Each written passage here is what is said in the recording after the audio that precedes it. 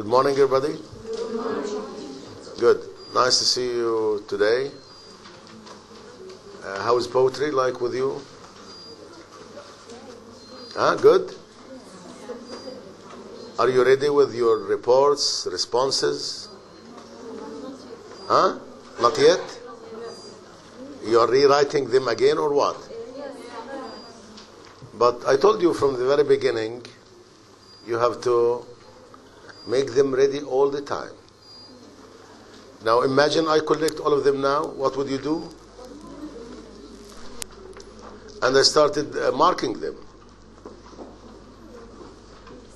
So those who are ready, bring them here. Those who are not ready, I don't know, it's up to you.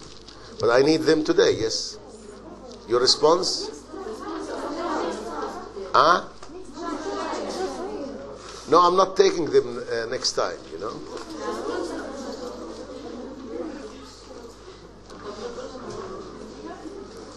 Okay. You have to submit them today, but before, like, here you submit them here. Okay. Your reports and your responses.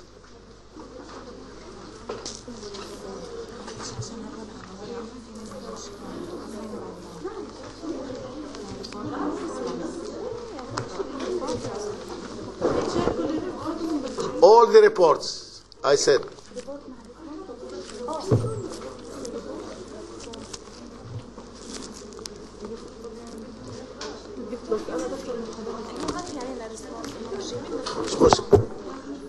I told you, like, the reports and the response should be every day with you.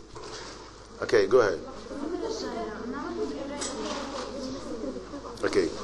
Yes, teacher, I have 2 copybooks. The other one is at home. I'll bring it later. Okay.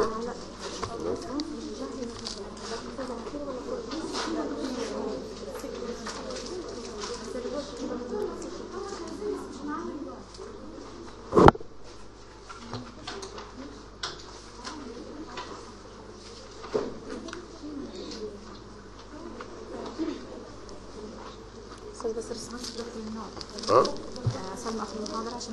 No, you just give all of them. The responses and the report. Okay, good.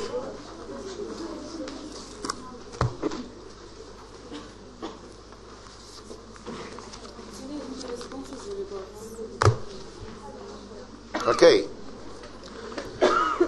So let's start. I'm going to pick out here. So she didn't write anything.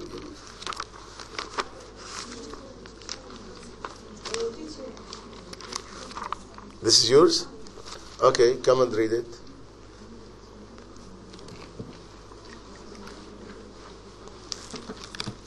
The Daffodil.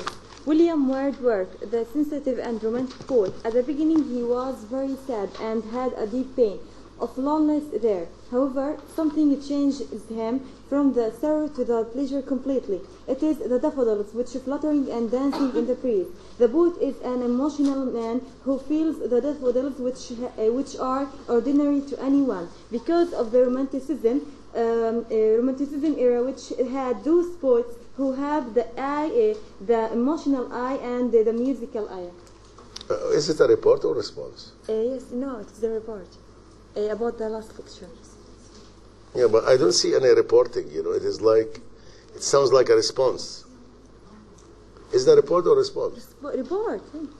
But it's not like, it doesn't have a report, anyway. Okay, thank you. Make something yes.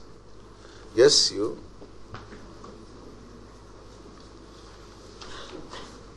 I appreciate, like, some people think that it is very frightening to stand here.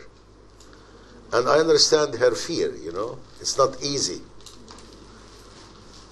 Yesterday, when I wrote my daily report, When I was writing my daily report, I imagined myself in front of the camera, and I found that is very frightening situation. I decided that I wanted to read my report in the next lecture to break this frightening, and I really will do that. Now that's why she decided, you know. Now when I stand up in front of the camera, it's more better of my imagination. Anyway, last lecture I was absent because I was very ill, but I watched it on my computer.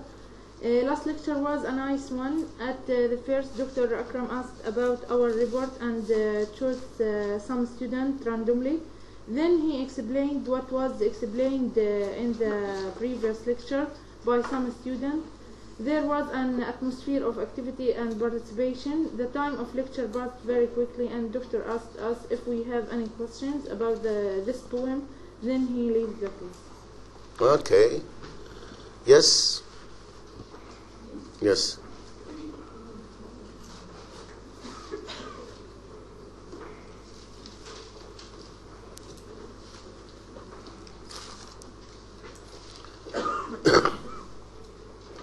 Saturday's class was a memorable day for me, since Dr. Akram started his lecture choosing randomly students to report, and this was my turn to do. Really, I don't remember anything except my self-reporting. After the class finished... Did I choose you last time? Okay. Many students asked me that same question that Dr. Akram asked, why I was shivering. The truth that I had to change some words in the middle of my report. Therefore, in the middle, I reported orally. I was afraid not to find the appropriate words. I learned from that situation that I have to do what I have to do without any change. Why didn't you submit it quickly? Because في شغلات محلتها يا عم. Where is that?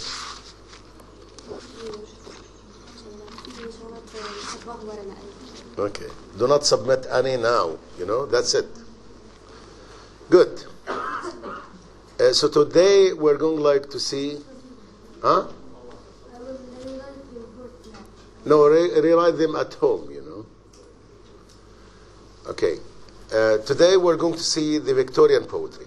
When we're talking about Victorian age or Victorian poetry, why do we call it Victorian? Huh? Yeah, Queen Victoria, took over. Queen Victoria took over in 1837, and she died 1901. So she ruled England for a very long time. Now, the Victorian age was a different age. It witnessed many revolutions. It witnessed the scientific revolution, the industrial revolution, many revolutions in that age, and even religious revolution. It was characterized by a great deal of skepticism and uncertainty. Why? Why do you think, what was happening in the Victorian age? As we saw in the Romantic period, the Industrial Revolution started to change the nature of life. So this case continued in the Victorian age. Yes? In the Victorian age, just like you said, it continued, but it was even more. It was worse. Yeah, it was more deepened in the society, so it created a lot of problems. It became even worse, and there were a lot of things to deal with. So the poets or the literary writers, they felt like they need to tackle these problems. They need to bring them to light and to find something to do. Okay, what are these problems? Thank you for mentioning problems. Yes? I think one of the problems that King Victoria and the government treated the country as if it was their own property, and they didn't allow the new generation and young generation, especially the educated people, to make their way through the government. They made so they monopolized. They made a lot of educational institutions, but they didn't use the educated people in the government. So they created a problem to themselves. So there was class division, there was hierarchy and social hierarchy. We're talking about high class, the aristocratic. We are talking about an emerging class which is called, the middle class, the Philistinism or the Philistines, those materialistic people, and the lay people, the other people. Okay, so you're talking about the ills, the problems, the abuses. Do you have anything like in mind about the abuses? Who was abused? Women were abused. Children were abused in factories. What else? But what was like the radical or the element which changed, the whole life of the people? Religion. What happened to religion? There is a corruption of the church. Yeah, the church was corrupted, and we saw that corruption in the Victorian age. Yeah, make some people very trust in religion and go to materialistic secularism and so on. What do you mean secularism? Like, people became very secular? Okay, what made them become very secular? After Darwin. Okay, Darwin, who was Darwin? Now, if you remember, like the 18th century was, all the changes came from physics and mathematics, but now the changes in life came from biology. Darwin, who came up with his theory, which is the evolution of species, the development of species, and in this theory, he speculated that the origin of man was a descending monkey. So this change, this was a fatal blow to a creed which presupposed that, God was a man. If you are saying that God was a man, here you see the result.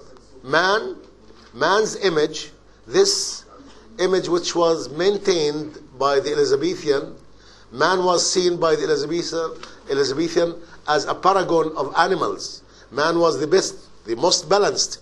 Now man is like only an animal. It is, like a descendant, a developed species. So this made people feel like what? They are uncertain about what will happen to them. And there were many theories like, man, there is no, this means like there is no life thereafter, there is no doomsday.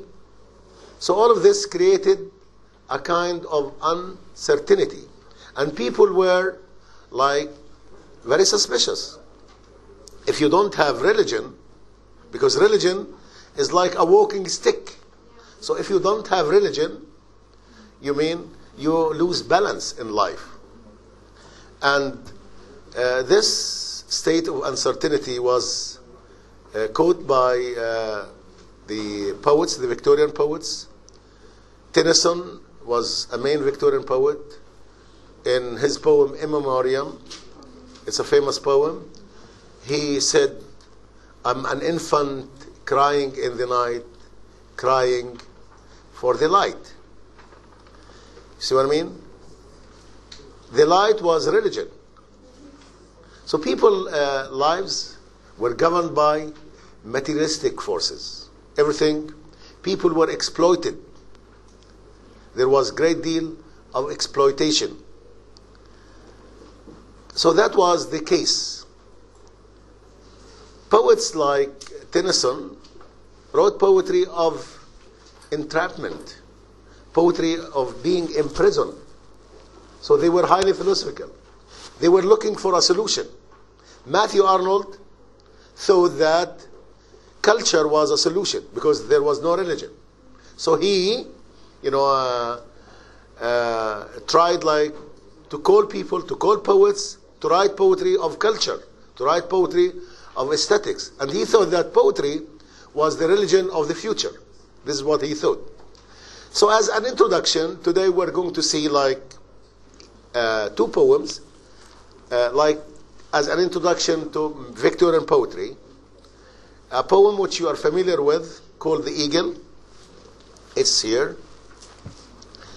And Dover Beach. So I'm giving these like as introduction, because we are studying in this course Hardy, the oxen. You see, this is like the Victorian.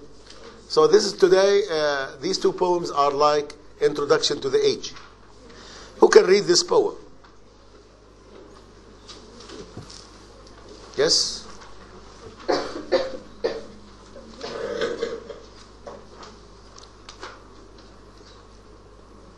Yes. He clasps the crag with the crooked hands, close to the sun in lonely lands.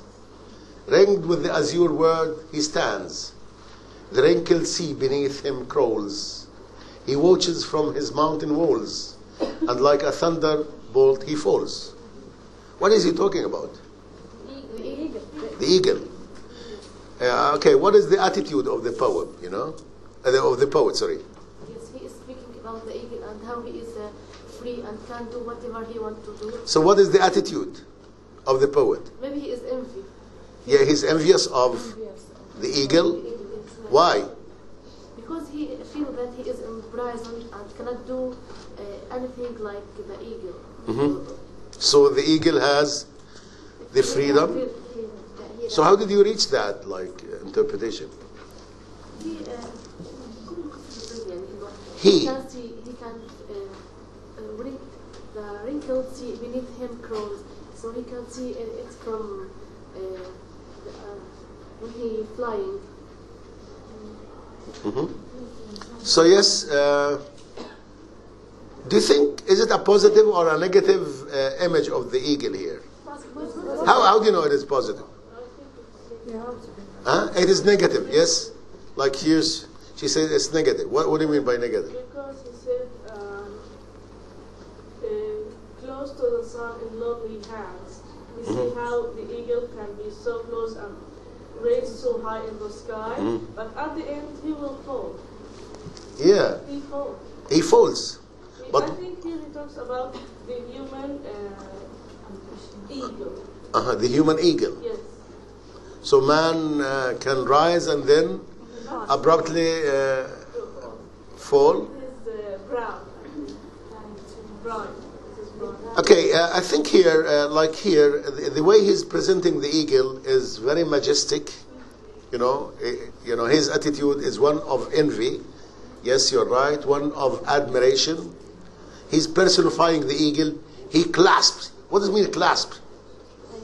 Look at the letters here. He clasps the crag. Look at the alliteration. So all the alliteration have to do with power. Power. The powerful clutch. He clasped the crag with the crooked hands. Crooked hands like this. Crooked hands. Close to the sun in lonely lands. And then he goes up there, close to the, up, ringed with the azure word, like the highest, in the highest atmosphere. The sea beneath him, is crawling. The sea beneath him is like a child which is crawling, is weak, very feeble. So look here, the power of the eagle is stressed. Now, he watches from his mountain walls, and he watches, and like a thunderbolt, he falls. So why is he envious of the eagle? Yes? Because he likes what the eagle has. Yes. The freedom, the ability to Yes. reach and do things. And all of this, yes, he lacks the freedom.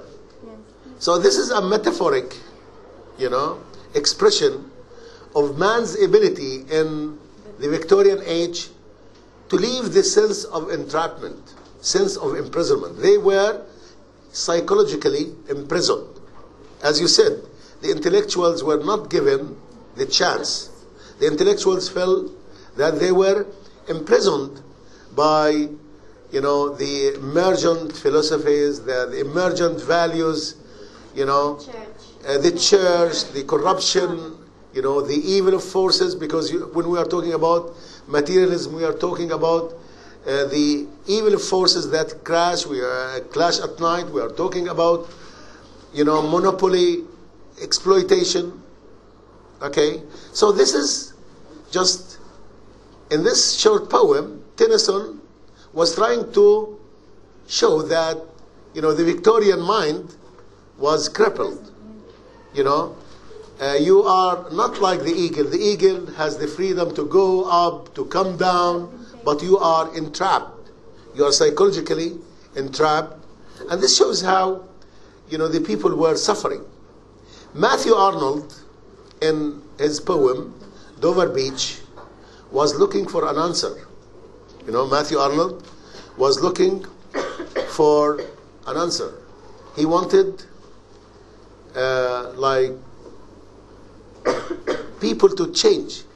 So at the poem, he was, at the end of the poem, he was crying. What was he crying, Matthew Arnold? No. Have you ever read Dover Beach? Can you Dover Beach? Have you ever read Dover Beach?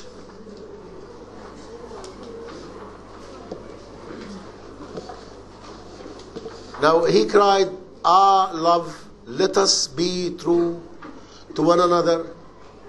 For the word," I mean, in his poem he depicts, you know, clearly an image of what was the Victorian age like.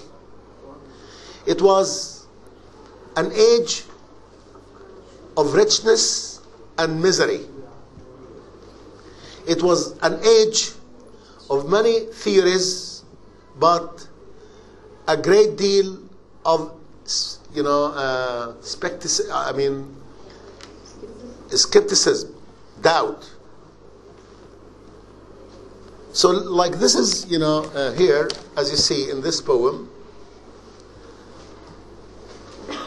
he represents the Victorian age. Like, this is the past. The past was okay. The past of the Victorian age was okay. I mean, the early Victorian age was okay, but the late Victorian age was full of suffering, agony. Here, the word, he portrays a deceptive word. A word which was rich from the outside, but, you know, impoverished from the inside. A word which was beautiful, rich, like buildings, factories, you know, roads, the railway, you know, a lot of commercial transactions. So England became the richest country in the world. Even England became the empire because they, you know, became the largest empire. But it was at the expense of, like, the people themselves. The sea is calm tonight, the tide is full. You know, everything was beautiful. It's very romantic. The sea is calm tonight, the tide is full. The moon lies fair upon the straits on the French coast. The light gleams on this gun, the cliffs of England. So I think this reminds us of Wordsworth. It's an image of harmony where everything is glowing. And, like, in fact, in this poem, he was with his wife in a hotel near Dover Beach. And suddenly he told her, come, sweet is the night air. Sweet is the night air. But suddenly he heard a voice. Only from the line of spray where the sea meets the moon, blanched land, listen, you hear the grating roar. Grrr. What is the grating roar? Of the pebbles. You know, because the waves are throwing the pebbles, the stones. And what does this make? No. Grrr. Grating roar. You know? And this contradicts with what? Contradicts with the serenity, the tranquility of the sea is calm.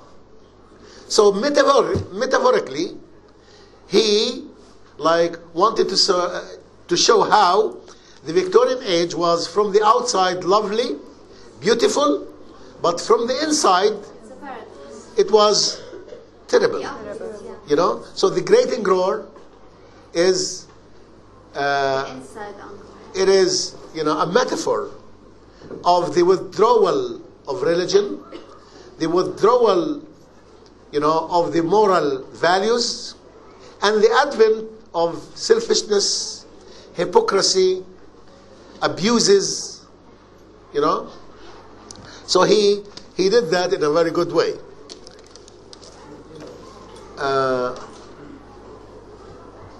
And this begin and cease. It is monotonous. It begin and cease. You know, it is persistent. It is not just one time. It is persistent. It keeps revisiting. Begin and cease, and then begin again with tremulous cadence. It is not systematic. So when something is not systematic, it is not unexpected. It is abrupt. And then it, bring the eternal note of sadness. This makes me sad. It reminds me. So the sound of the waves throwing the pebbles remind him of what? Bring this, it made him sad. Why? What did this, sound remind him of? It reminded him of the problems of the Victorian age. It made him sad. Because sometimes when you see something lovely,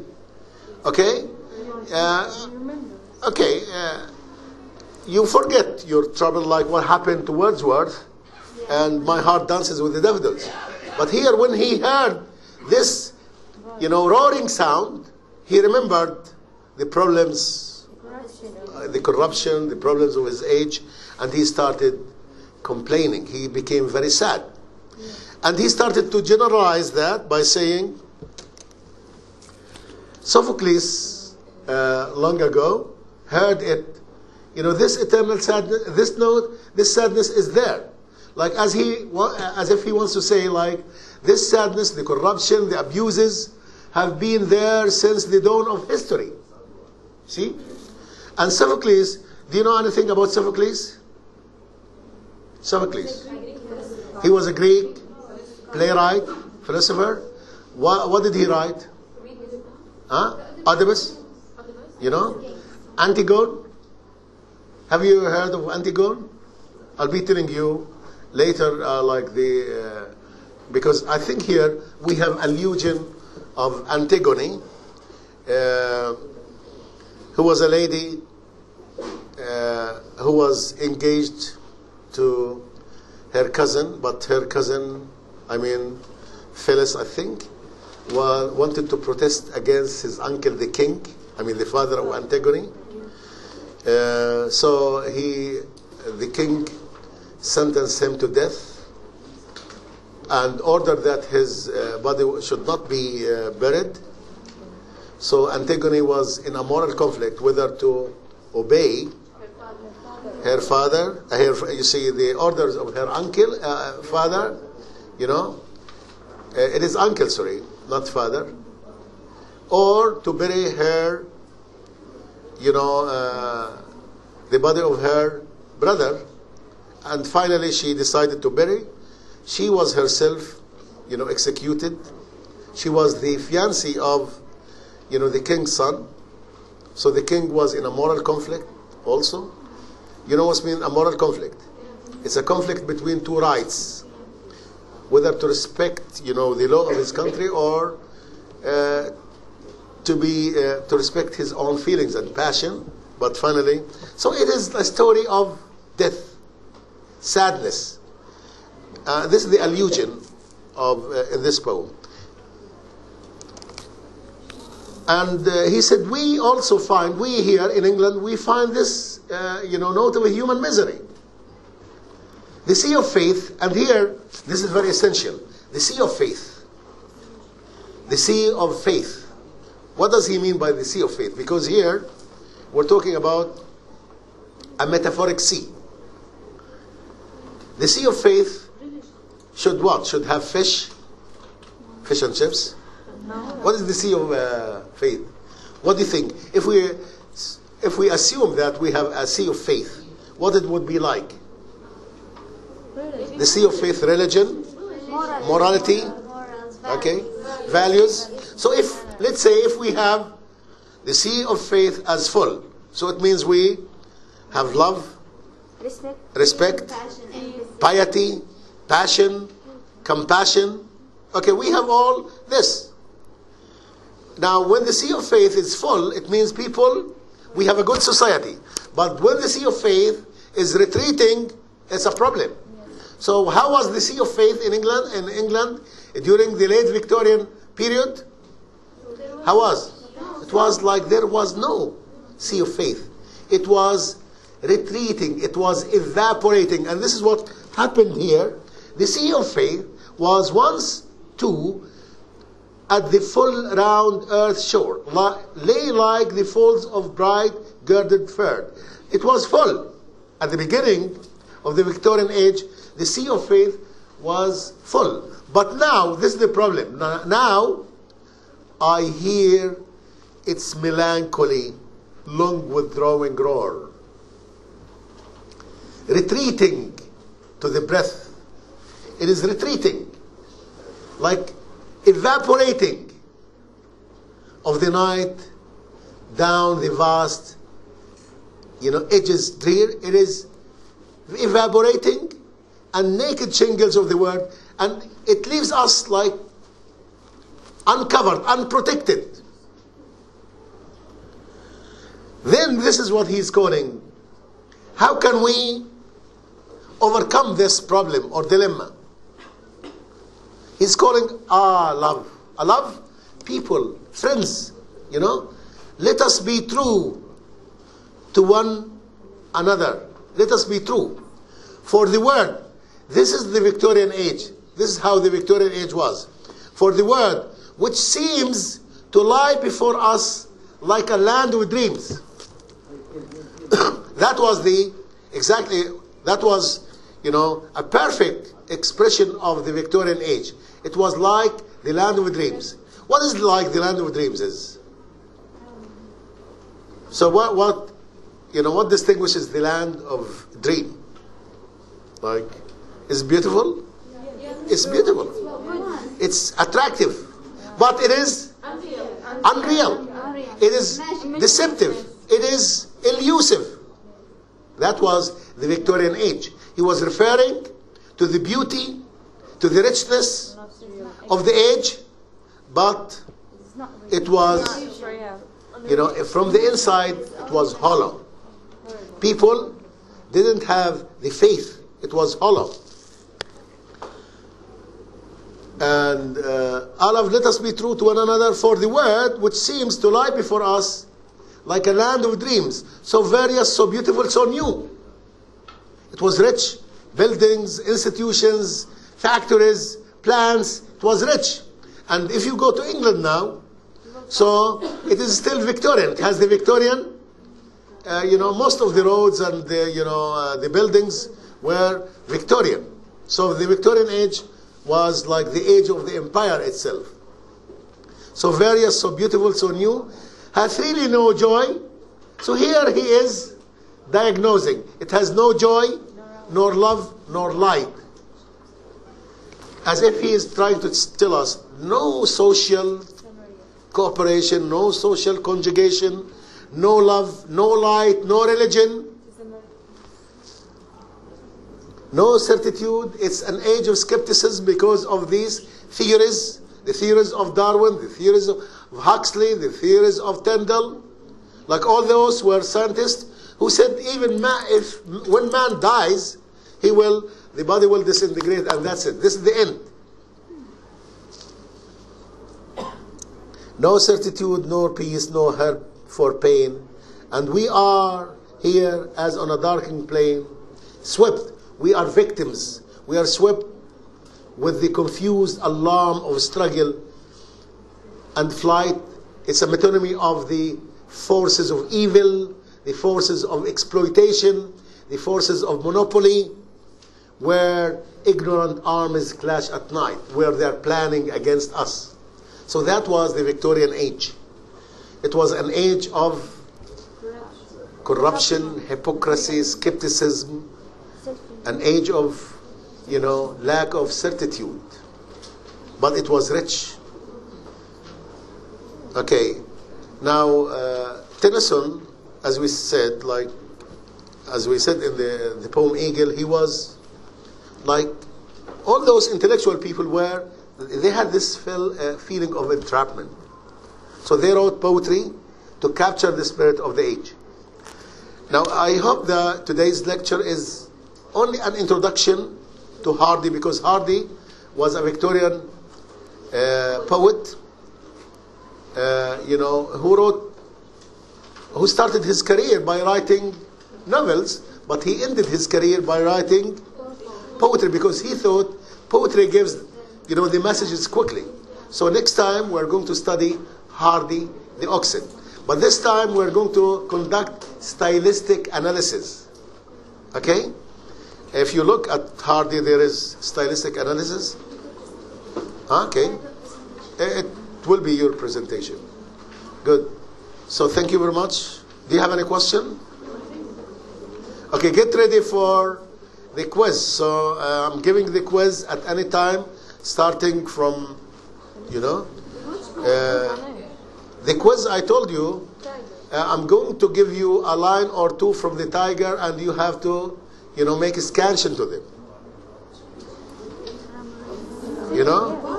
I told you. Okay, so I'm telling you, I might give you any line, to scan it, to make, the scansion and the, of the line. You have to study. I know I didn't tell you anything. You have to research. You have to learn yourself, okay, about the meter. And then here I'll give you 5 minutes, 2 lines, just to show the meter, and that's it. Huh? Okay, yes. Thank you very much, and take care.